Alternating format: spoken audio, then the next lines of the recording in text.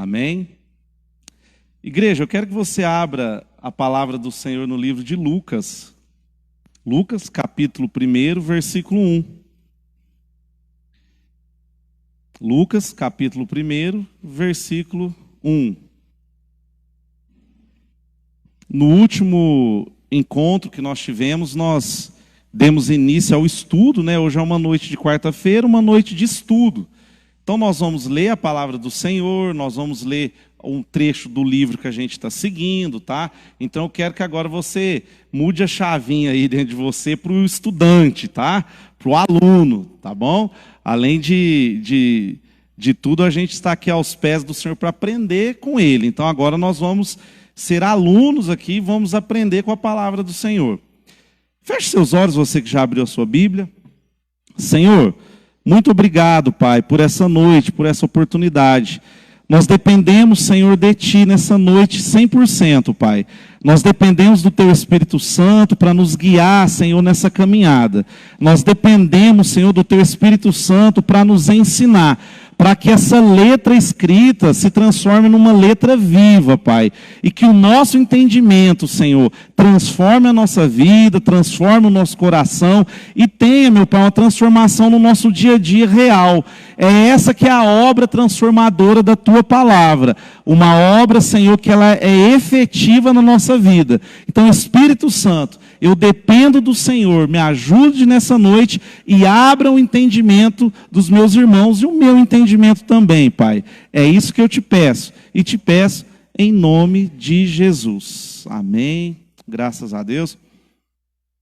Irmãos, no último encontro, nós começamos a estudar o livro de Lucas. Nós fizemos uma introdução no livro por completo.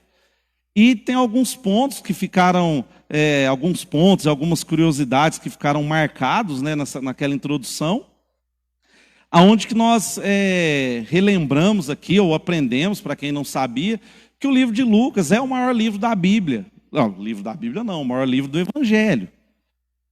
É o maior livro do Evangelho, que o mesmo autor de Lucas é o mesmo autor de Atos. Nós também aprendemos aqui que Lucas não foi testemunha ocular dos fatos ocorridos no Evangelho. Nós também aprendemos que Lucas não era judeu, Lucas era gentil. Nós aprendemos que o Evangelho de Lucas é o evangelho mais completo, porque ele trata de todos os assuntos, desde o nascimento de Jesus, de João Batista, fala sobre todos os assuntos. E muitos assuntos só é tratado no livro de Lucas. Nós aprendemos isso. E aprendemos também que o livro de Lucas é um livro, é um evangelho que ele é inclusivo, porque ele trata de assuntos que os outros livros não tratam. Por exemplo, da criança, a importância da criança, a importância da mulher no reino de Deus, e vários outros assuntos que só tem no livro de Lucas. Então nós falamos bastante, né? Foi um domingo inteiro falando só da introdução. Nós lemos o versículo 1, o versículo 2, o 3 e o 4, mas nós não explicamos eles em si, o versículo do 1 ao 4, e não aplicamos também. Nós não explicamos e não aplicamos. Então, essa noite não vai ser demorado, eu prometo para vocês. Nós vamos explicar os versículos, nós vamos aplicar esses versículos e nós vamos tratar do próximo assunto que vai ficar para o nosso próximo encontro, que é do versículo 5 ao 25, que vai falar sobre o nascimento de Cristo. Aí, como é um assunto mais longo, a gente vai necessitar de um tempo um pouco maior, que vai ser então, eu acredito que no domingo. Mas nós vamos começar e terminar no domingo. Amém, igreja? É grande do 5 ao 25, mas nós vamos começar e vamos terminar no domingo, aplicar também no domingo. E hoje nós vamos explicar e aplicar esses 4 versículos aqui. Nós vamos fazer a leitura do versículo 1, eu quero que você me acompanhe. Diz assim: muitos se propuseram a escrever uma narração dos acontecimentos que se cumpriram entre nós. Muitos se propuseram a escrever uma narração dos acontecimentos que se cumpriram entre nós. Irmãos, nós vamos ler versículo por versículo, tá? Nós estamos seguindo um livro, eu vou estar trazendo aqui, se der tempo, no próximo encontro. É um livro do reverendo Hernando Dias Lopes, e ele fala sobre comentário de Lucas. Então é um livro muito bom.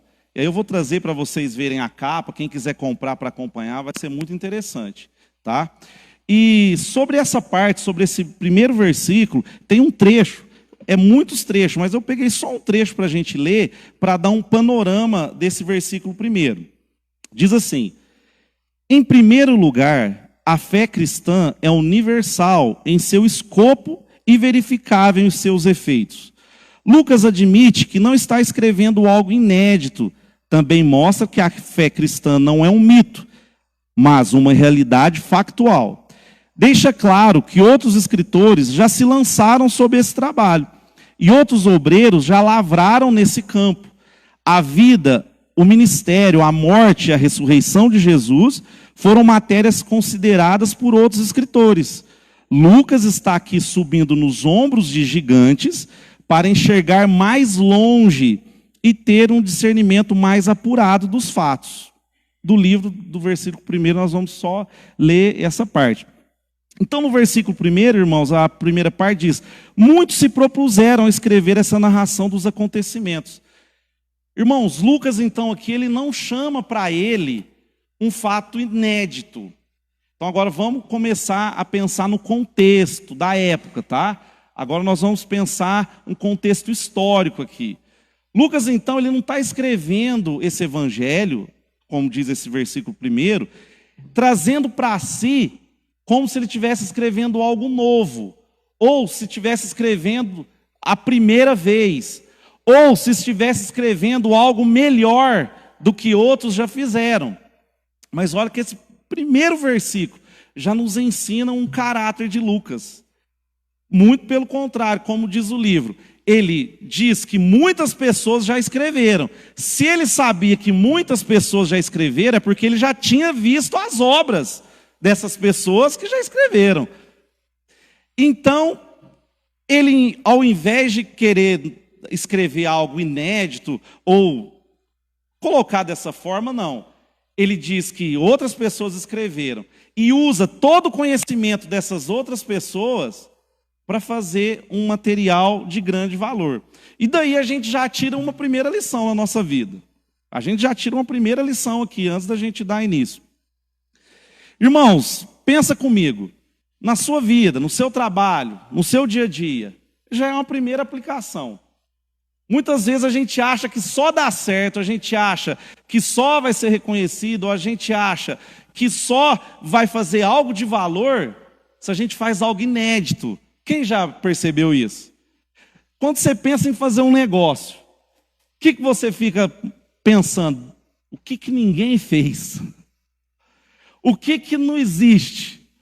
O que eu posso fazer de diferente? Porque é assim que a gente é ensinado, não é? Fazer algo inédito, algo que... E olha para você ver, a Bíblia já nos ensina a pegar algo que é bom, usar todo aquele conhecimento do que já foi feito e transformar aquilo em algo melhor. Então veja que muitas pessoas escreveram sobre esse assunto. Ele usa tudo aquilo que as outras pessoas escreveram, mas o livro que se torna o maior livro do Evangelho é o do escritor Lucas. E não é aqueles, às vezes, que ele pegou como base, alguns do que ele pegou como base, ou algumas narrativas que ele usou para escrever. Então olha para você ver como isso já nos ensina. Ensina que a gente, de repente, tem que tirar essa questão da cabeça e ter a humildade e ter, vamos falar assim, deixar o nosso orgulho de lado e reconhecer que existem coisas boas que podem ser aproveitadas, que podem ser melhoradas e que isso também é bênção na nossa vida, que a gente não precisa ser o primeiro que está inventando, o inédito, para poder ser reconhecido. Amém, igreja? Essa é uma aplicação que eu achei bem interessante sobre esse versículo 1, tá?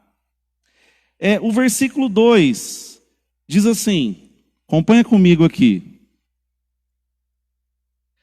Usaram os relatos que nos foram transmitidos, por aqueles que, desde o princípio, foram testemunhas oculares e servos da palavra.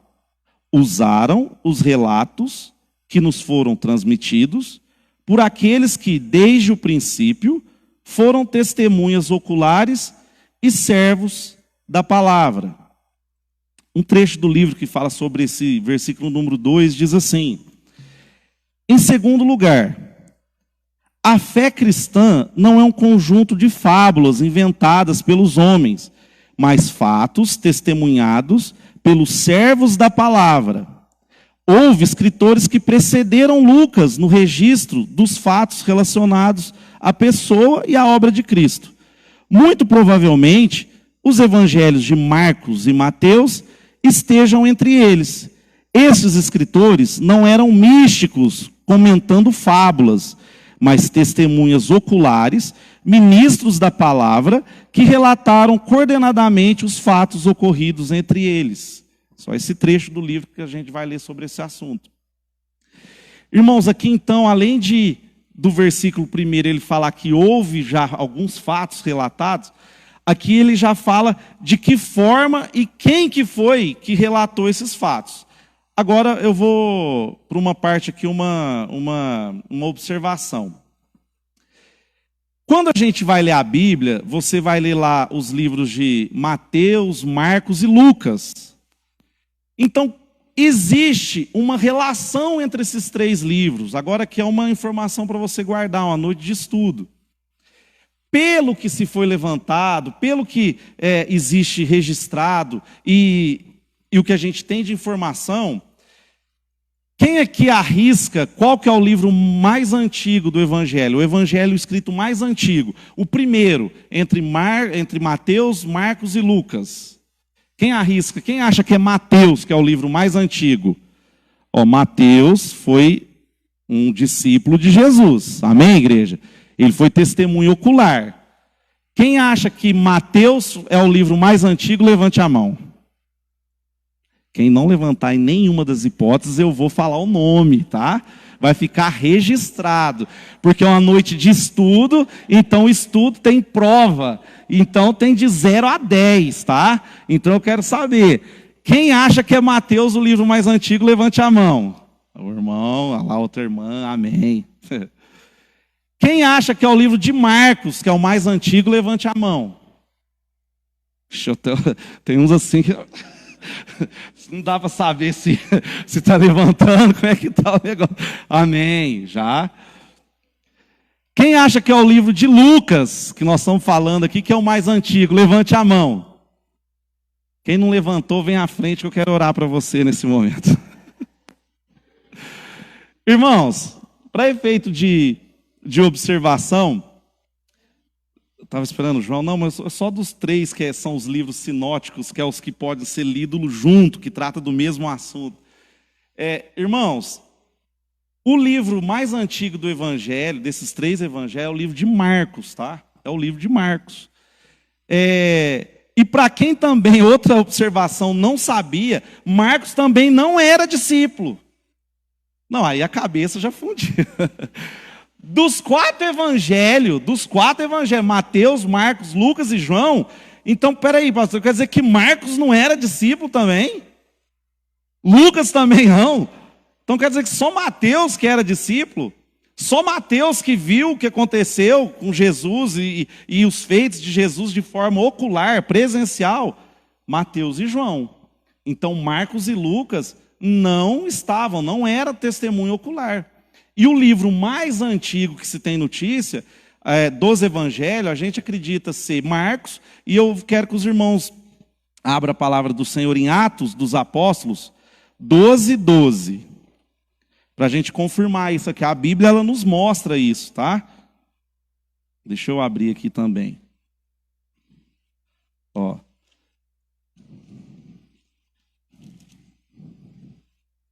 12:12. Irmãos, Lucas escreveu o Evangelho de Lucas. Lucas também escreveu o livro de Atos dos Apóstolos. Então, Lucas que escreve Atos. Então, é Lucas que está escrevendo a respeito de Marcos, aqui nessa passagem.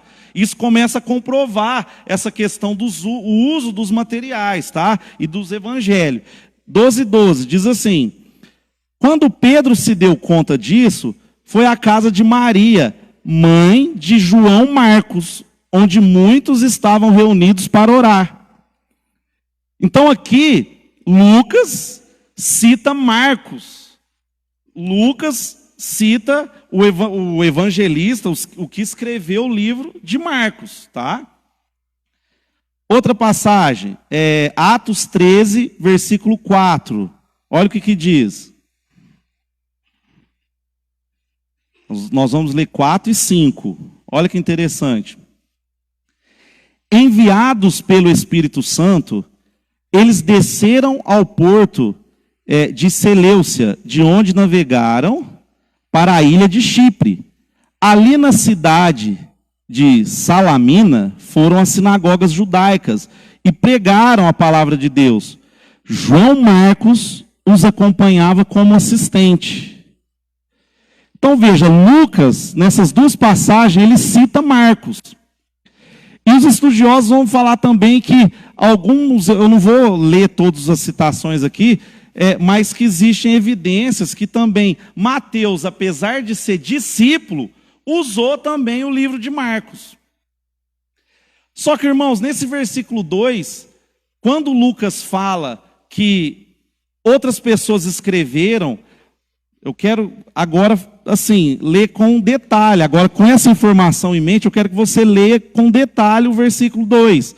Diz assim, capítulo 1 de Lucas, versículo 2.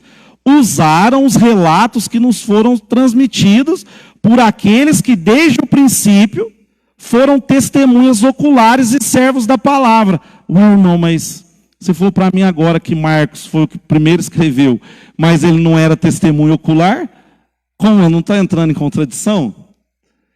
Aí você vai aprender essa noite o que, irmãos? Como a gente leu no 13, 4 e 5. Marcos, ele era assistente de Pedro.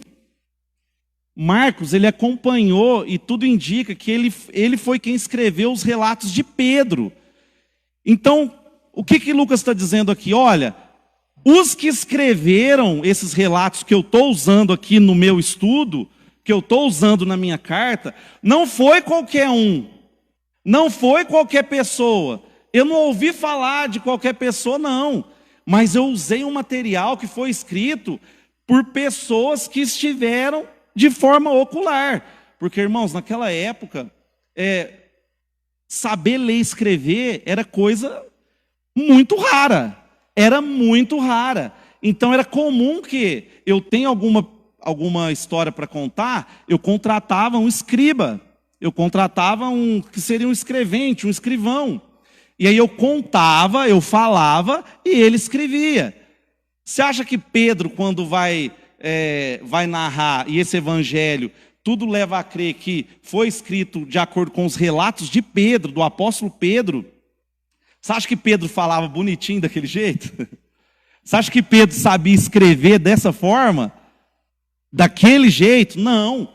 Mas então Marcos faz esse trabalho e escreve. Então Marcos, ele era um assistente do discípulo. Então tudo que Marcos escreveu foi o que o próprio Pedro viu e ouviu e relatou para ele.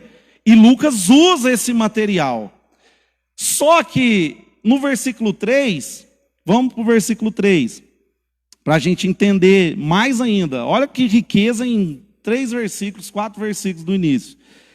Depois de investigar tudo detalhadamente, desde o início, olha aqui, irmãos. Lucas, então, ele fala assim, olha, depois de pegar todas essas informações que ele tinha, muito provavelmente do livro do Evangelho de Marcos, ele vai a fundo na investigação. Ele não fica só no que estava escrito no Evangelho de Marcos. Por isso que quando você lê, ou se a sua Bíblia tiver um esboço, uma comparação entre o livro de Lucas e o livro de Marcos e os outros evangelhos, vocês vão ver vários assuntos tratados em Lucas que não está tratado nos outros evangelhos. Por quê? Porque ele não usa só como base e escreve em cima daquilo. Ele usa esse material e ele vai a fundo Aqui o versículo 3 fala que ele se aprofunda, que ele vai desde o início. Irmãos, tinha uma coisa que era, um fato que era, até da época, era coisa relevante de se fazer, quando fala que eu fui desde o início, é assim, quando a pessoa queria fazer mapa na época, pastor, quando eles iam fazer mapa das regiões, e geralmente as cidades elas eram divididas por rios. Então a cidade era da onde? Olha, do rio Eufrates até o rio tal. O outro lugar era do quê? Era do rio Jordão até o tal. Então os territórios, não tinha GPS não, viu, irmãos? Não tinha satélite não, viu? Não tinha informação. Já tem uns irmãozinhos mais novos que estão assim, mas por que não pegou o GPS? Tinha não, gente. Não tinha nada. Tá? Não tinha nenhum tipo de tecnologia eletrônica que a gente conhece hoje. Qual que era a tecnologia que eles usavam, tá, para poder destacar isso? É desde o início. O que é isso? Eu ia lá no começo do rio, e eu ia margeando o rio, e ia anotando tudo que eu via, até chegar no final do rio inteiro. Não era um trabalho preguiçoso, que pegava assim, eu estou aqui mesmo, eu acho que tem X quilômetros de rio para cima, mas daqui para baixo eu vou relatar do que eu já peguei aqui, que já me fala. Não. Lucas, quando ele fala que vai do início, então ele não importa com as informações que ele já tem, e ele faz o trabalho lá do começo. Então, com certeza, ele foi lá, falou com cada um, falou com Maria, falou com vários personagens que ele traz. Falou com sacerdotes. Eu, assim, no livro que eu li, muito provavelmente, ele foi em cada personagem ou em pessoas próximas aos personagens que ele narra no Evangelho, para poder saber realmente o que estava acontecendo. Olha para você ver. Então, assim, ele fez um trabalho muito, mas muito bom mesmo, tá?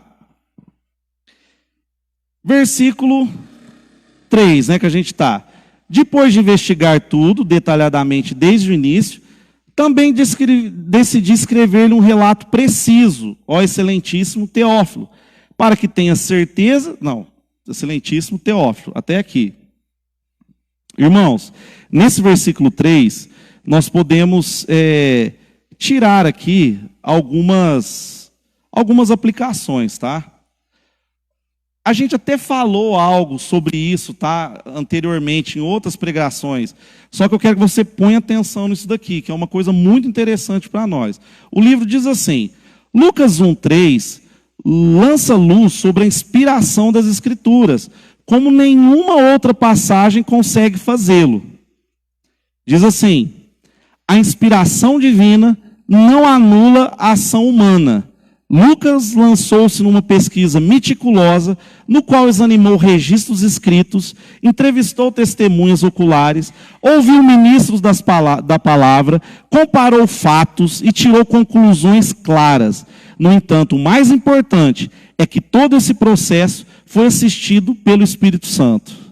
E aqui, irmãos, na nossa caminhada no Evangelho, a gente já começa a fazer uma distinção aqui. É um aprendizado que a gente tem que ter. A inspiração divina, ela não anula a ação humana. Olha, se Deus ele tem algo para fazer na minha vida, ele tem algo para fazer na sua vida. Se Deus ele te inspira algo, ele te inspira na sua caminhada, no seu ministério. Pastor, tive na reunião domingo, teve uma oração lá que mexeu comigo. Eu saí domingo assim, olha, sabe quando vem os missionários aqui, pastor? Os missionários vêm, aí eles contam da missão, aí eles falam o que aconteceu na missão, da onde eles visitou na missão. Irmãos, a gente sai daqui domingo, chega de noite, você fala assim, esse mundo, eu não faço mais nada, a partir de segunda-feira eu vou para a missão. A partir de segunda-feira, eu vou para o que Deus me chamou, porque o olhar deu no meu coração, o meu ministério é fazer missão. Irmãos, você foi inspirado por Deus. O Espírito Santo tocou no seu coração. Só que aí na segunda-feira, o que nós fez? Primeira coisa, já foi para o escritório trabalhar. Segunda coisa que a gente fez, olhou o extrato do banco. já para ver se estava tudo certo lá. De repente, irmão, você já olhou contas a pagar. Ah, meu irmão, na hora que você olhou contas a pagar, que você já pensa, quanto que o missionário ganha? Na hora que você olha seu contas a pagar e já pensa, qual que é o prolabore do missionário? Irmão, a inspiração some. Por quê? A inspiração ela é divina, ela não anula a ação humana. Você teve uma inspiração divina, mas o primeiro passo, se você não der, não vai acontecer. A inspiração divina, ela não vai anular o fato de você ter que ir atrás, de você ter que ligar para as pessoas que fazem missão, de você ir fazer um curso sobre missão, de você ter que estar em contato com as pessoas que fazem missão, de você ter que se envolver com missão, aprender sobre missão. Irmãos, a inspiração divina, ela não anula a ação humana. A inspiração divina, ela não anula a investigação humana. Olha que coisa interessante. Deus não ditou palavra por palavra a Lucas, anulando a sua personalidade. Olha que coisa mais interessante. No versículo 3 de Lucas, quando fala que ele se propôs a escrever isso de forma meticulosa, de forma completa, Deus não chegou assim no ouvido de Lucas, na hora que ele estava em jejum e oração, e falou assim, Lucas, escreve o que eu estou te falando aí. Vocês acharam que foi assim? Não, gente, seja sincero.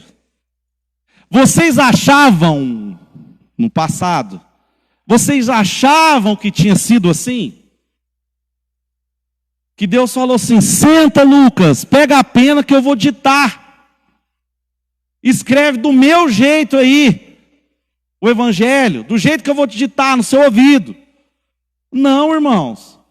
A ação do Espírito Santo, e ela foi 100% importante na escrita do livro de Lucas, como diz nesse versículo 3. Só que a ação do Espírito Santo não anulou a investigação que Lucas faz. Não foi ditado o livro no ouvido de Lucas. Deus, ele não anulou a personalidade de Lucas para fazer a obra. O Espírito Santo não precisou anular a personalidade do Lucas para ele poder escrever o livro. Irmãos, eu tenho uma personalidade. O pastor fala muito disso. Fala que eu sou o que fica... E eu fui ver os vídeos do YouTube. Misericórdia, irmãos. Misericórdia. Você vê que benção os irmãos pregando. Aparece o rosto dos irmãos. E está tudo bonitinho. Na hora que eu fui ver a última pregação, só aparece as minhas costas. Toda hora eu viro para a câmera. Toda hora a nuca aparece. É uma misericórdia. Por quê? É a minha personalidade. O que é? Eu sou mais agitado um pouquinho. Eu não consigo ficar parado aqui no centro. Aí por causa disso, Deus não vai usar ou não vai falar com alguém que está ouvindo, porque eu sou dessa forma? Deus vai anular a minha personalidade?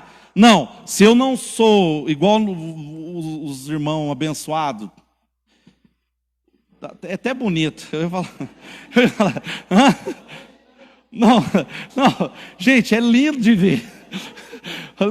Alexandre, eu já vi sua pregação de domingo de novo, eu quis assistir de novo, tão bonito que foi.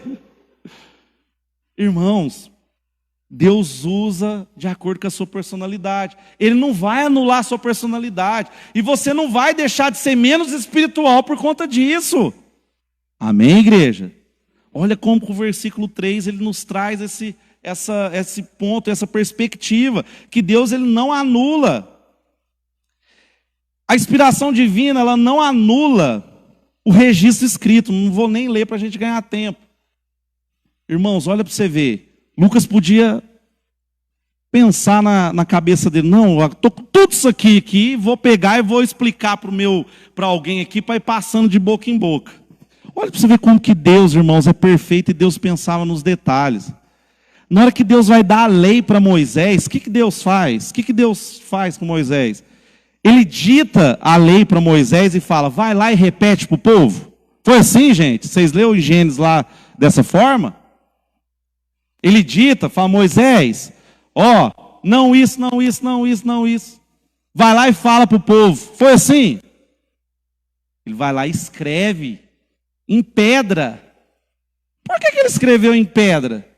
A importância do registro. Por que os evangelhos foram escritos? A importância do registro. Irmãos, o ser humano, nós temos uma memória curta. A gente, às vezes, é balizado na nossa vida por emoções. Então, eu vou dar um exemplo. Você faz uma coisa, toma uma decisão muito errada. Aquilo lá te deixa você triste, deixa você para baixo. Você fez uma coisa que na hora que você fez, você pensa assim, eu nunca mais repito isso na minha vida. Porque eu estou me sentindo muito mal, eu estou me sentindo muito triste, ou muito mal, muito isso, muito aquilo. Na hora você fala que nunca mais vai fazer, aquilo. Passa um pouquinho, o que você faz, irmãos? Passa uma semana, 2 semanas, o que você faz? Faz tudo de novo. Porque a nossa memória ela é curta. A memória do povo em si é curta. Então Deus ele inspira esses apóstolos, esses discípulos, a sempre estar registrando, a sempre estar fazendo memoriais. Eu sempre digo aqui, a sempre estar escrevendo. Começa a fazer uma agenda, começa a escrever a sua vida, começa a fazer uma agenda das suas experiências com Deus. Começa na hora que acontecer algo muito errado, que você tomou uma decisão muito ruim, escreve, vai lá, registra. Você vai ver como é que você vai, na hora que você vê aquilo, nossa, não vou fazer isso de novo não, está escrito aqui que lá em novembro do ano passado eu fiz isso aqui. Começa a fazer isso, é uma inspiração que Deus deu para o povo dele e serve para a gente também. Amém, igreja? Vamos ler o versículo 4, tá? Hoje nós vamos terminar de fazer a leitura desses 4 versículos. Diz assim, para que tenha plena certeza de tudo aquilo que foi ensinado. Para que tenha plena certeza de tudo aquilo que foi ensinado. Irmãos, olha que interessante. Ele fala que ele escreveu esse livro para que Teófilo, para quem foi endereçado esse livro, tenha plena certeza do que já foi ensinado. Olha, eu fiquei lendo isso umas 2 vezes, falei, gente, parece uma redundância, plena certeza do que foi ensinado. Irmãos, a palavra de Deus aqui nesse versículo 4 nos ensina que para quem foi endereçado esse livro, era uma pessoa que já conhecia. Ele já foi ensinado sobre essas coisas que Lucas está relatando. Esse livro de Lucas, ele não está falando para essa pessoa a quem foi interessado o livro, a pessoa que vai receber esse livro de Lucas aqui, imagina comigo aqui, Teófilo está lá esperando o livro de Lucas, tá? Ele não está esperando um livro para saber novidade. Ele não está esperando um livro para saber as novidades do Evangelho, ou o que está acontecendo em Jerusalém, o que está acontecendo, quem que foi Jesus, não, ele já foi evangelizado, ele já tinha aprendido, só que ele escreve isso para que tenha plena certeza, Aí o livro diz assim, em 4º lugar, a fé cristã precisa ser abraçada com plena certeza. Teófilo já estava sendo instruído na verdade. O propósito de Lucas em enviar este livro era proporcionar-lhe plena certeza nas verdades que ele já havia abraçado e nas quais estava sendo instruído. Concluo com as palavras de Leon Morris, quando diz que o impacto principal do prólogo de Lucas é que o cristianismo é verdadeiro e é capaz de ser confirmado mediante a investigação daquilo que aconteceu. Fique de pé em nome de Jesus. O tempo passa rápido, já são 10:09. Já são 10:09. Eu quero chamar o grupo de louvor aqui na frente, nós vamos estar louvando ao Senhor, nós vamos estar orando. Irmãos, o versículo 4, então ele traz que esse livro foi para que Teófilo tenha plena certeza. Eu não sei, irmãos, como que está a sua vida nessa caminhada cristã. Será que eu e você, como Teófilo, nós já sabemos sobre Jesus? Pensa comigo aqui. Pastor, eu estou na igreja desde 1990, eu já sei sobre Jesus. Eu já sei sobre Jesus. Eu já fui instruído na escola dominical. Eu já fui instruído na palavra de Deus. Eu já fui instruído nas questões bíblicas. Eu já fui instruído de como é viver o mundo gospel. Eu já fui instruído em como ser crente. Eu não sei viver de outra forma, eu sempre fui crente. Eu sempre soube que eu não podia beber, não podia fumar, não podia roubar, eu sempre soube disso, eu já fui instruído nessas verdades. Agora o que eu quero perguntar para você, e eu quero que você responda, você e Deus, dentro do seu coração. Assim como Teófilo, você tem conhecimento das verdades já. Mas você tem certeza do que você acredita? Assim como Teófilo, nós já fomos instruídos na palavra de Deus. Mas eu e você, nós temos certeza daquilo que nós cremos? A minha vida, ela é levada, eu vivo a minha vida diária na certeza daquilo que eu conheço. Eu confio em Jesus realmente. Eu tenho certeza do papel que Ele tem na minha vida. Eu tenho certeza. Irmãos, como Teófilo não podia viver só no que ele já tinha sido ensinado. Teófilo ele precisava ter certeza. E esse livro de Lucas ele vem para trazer essa certeza. Um livro inspirado pelo Espírito Santo. Então eu quero que nessa noite nós vamos orar. Enquanto nós estivermos louvando aqui. Eu quero que você ore ao Senhor, para que Ele te traga a certeza da sua fé.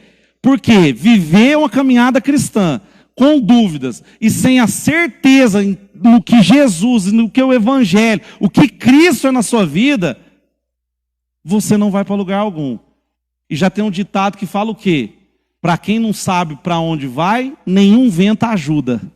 Você está no meio do mar, você não sabe para onde você vai. Se o vento for para a direita, não te ajuda em nada. Se o vento for para a esquerda, não te ajuda em nada.